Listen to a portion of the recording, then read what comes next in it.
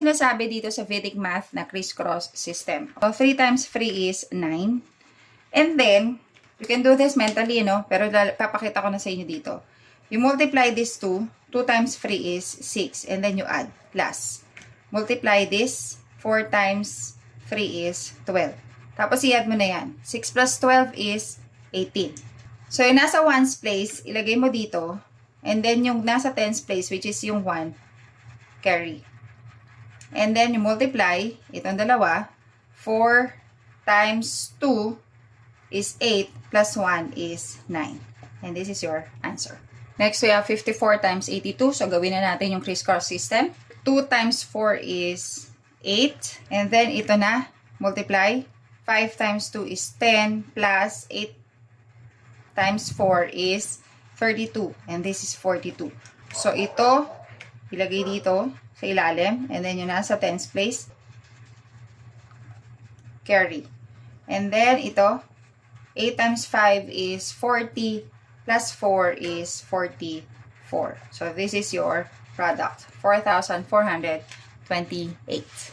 Yung iba, baka sabihin, ay, dun pa rin ako sa traditional. Pero, give this a try. Mas mapapadali yung pag-multiply. Now, paano pag merong carry over? 83 times 27, so ganun pa din. 7 times 3 is 21. Okay, tapos, magkikarry ka dito. Yan. And then, so 8 times 7 is 56, plus 2 times 3 is 6, add, this is 62, pero meron ka pang 2 dito, so you add this, 62 plus 2 is 64. Okay? So, 64 na to, no? So, dito yung 4. Tapos, itong 6, carry ulit dito. Okay. So, ito wala na to, ha? Doon lang yung sa kanina. And then, multiply na to. 2 times 8 is 16, plus 6 is 22. So, this is the product. 2,241. 67 times 47.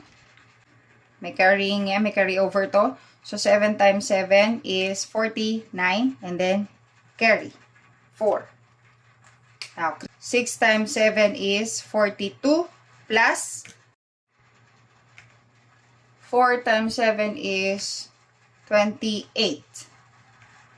So, 42 plus 28 is 70. Pero may 4 ka pa doon. So, plus 4. This is 74. So, yung 74, dito yung 4, tapos 7 dito. Okay, hindi na yan ha. Ito na yan. Then, 4 times 6 is 24,